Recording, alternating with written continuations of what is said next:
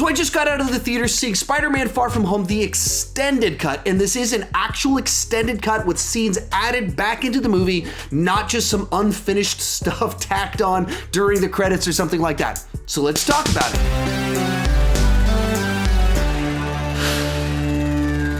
Hi, my name is Sean, and I love to talk about movies way too much. With that in mind, go ahead and join me down below in the comments section. Tell me, are you planning on seeing Spider-Man Far From Home, the extended cut this weekend, or does it just seem like too much of a gimmick to you? Or if you've already seen it, you're just gonna wait till it comes out on Blu-ray.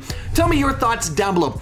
As for me, I went to go see this in the theater, not to see the extended cut. I didn't really care about that, but my wife and my kids hadn't seen the movie yet, so for the last 2 months, I've been desperately trying to not spoil the twists and turns of the movie, the post-credit scenes, all that stuff with them, and I've had all these moments where I was about to say something and I had to pause and stop myself. So when they announced that they were re-releasing it, I was just excited because I wanted to go see it with my family in the theaters. We have now done that, so I can start talking about it. What I want to do is talk about my experience watching the extended cut. And it really is an extended cut. There's scenes added in that you watch and go, oh, this is new. And they're finished, they're completed sequences. It's not like partially rendered stuff. Actual sequences that were finished and plucked out of the movie.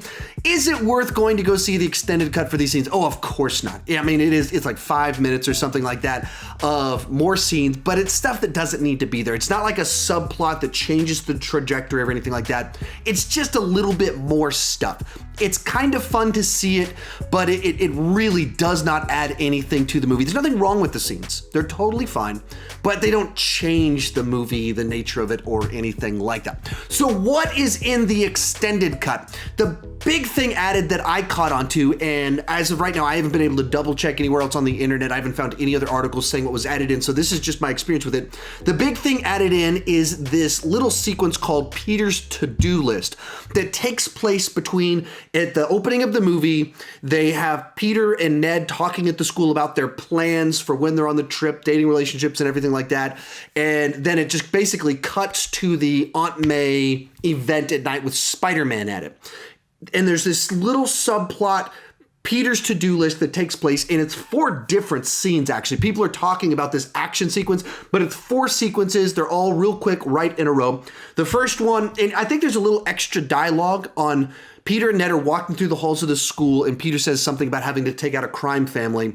And then it cuts to him going to go pick up his passport. So he's walking, he sees all these long lines, and so one of his spider drones crawls out of his backpack, flies over, turns on one of the lanes. He walks over, and then he's able to get his passport. So that's what basically sequence number 1. Sequence number 2 is he goes to a pawn shop with a whole bunch of his old toys, and he turns them in, and he's got like He-Man in the box and some Star Wars toys. And the guy's like, you really want to sell these? He's like, oh, absolutely, I do. And he's trying to get money for the trip to get the Black Dahlia. And so as he's about to leave, he's like, oh, can I keep my Lobot? And so he grabs Lobot. If you don't know, Lobot was like Lando's assistant in Empire Strikes Back. So the next sequence is that he goes to the convenience store that we saw in the first film, and he goes in and he's like grabbing a toothbrush and other little things he's supposed to grab that he mentioned grabbing earlier inside of it. Then he walks up and he starts trying to order in Spanish a phone adapter to do the dual headphones, the conversation that he had before with Ned about his whole plan for the plane, all that stuff. So this is him trying to buy it. He speaks in Spanish, fumbles over his words a little bit, and then the guy corrects him, hands it to him, and then it cuts to the action sequence that's cut. And this action sequence, like some of these other things, are in the trailers. Like this action sequence is... most of it is in one of the early trailers where you see Iron Spider taking out a bunch of guys and shooting webs everywhere, cracks a couple jokes that are a little bit funny inside of it, finishes up, and then walks over to the police, and he's like, hey, they're like, you're going to be the new Iron Man? He's like, nah, man, I got to go on vacation, and I can't be Iron Man. I'm doing your job. I'm just kidding. Then he says he's going on vacation, and that's it. It's not a long sequence. I mean, it's cool, because it gives you an Iron Spider sequence inside of this movie. It gives you an action sequence on the first half of this film. At the beginning, you have a pretty long stretch there before you get the first action bit. So this kind of tosses a little something in there, but it doesn't change the plot. None of this stuff changes the plot. Like, you don't need to know. I wonder how Peter got his passport. I wonder how he got that dual adapt. Like, you don't need to know any of it. Like, you're not asking any of those questions coming out of the movie. They're just some little extra gags inside of it. And then it's a little action sequence that gives you some action early on in the film. This is primarily what was added. I'm not sure if anything else was added into the film besides these 4 quick little sequences.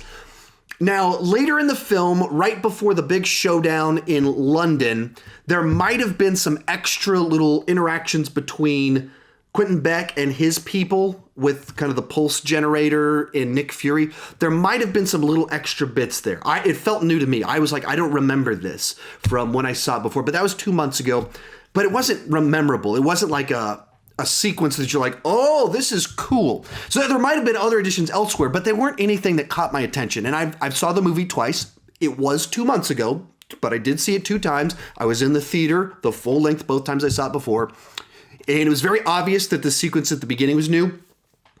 And nothing else seemed super obvious. I think there was a little extra Quentin Beck there towards the end, but nothing interesting. Nothing that was like, explain anything, help me understand anything, nothing. It was just kind of like there might have been a little bit more, but it was just stuff we already knew, stuff we could have pieced together. So that's my experience watching Spider-Man Far From Home, the extended cut. Certainly, you don't need to spend $10 to see this extra footage. If you're like, this is a gimmick, it is. It's definitely like there's no artistic reason for releasing this into theaters. It was nice for me, as I said, because of my wife and my kids, but they're totally fine sequences.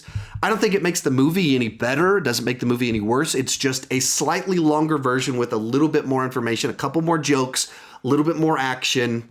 That's it.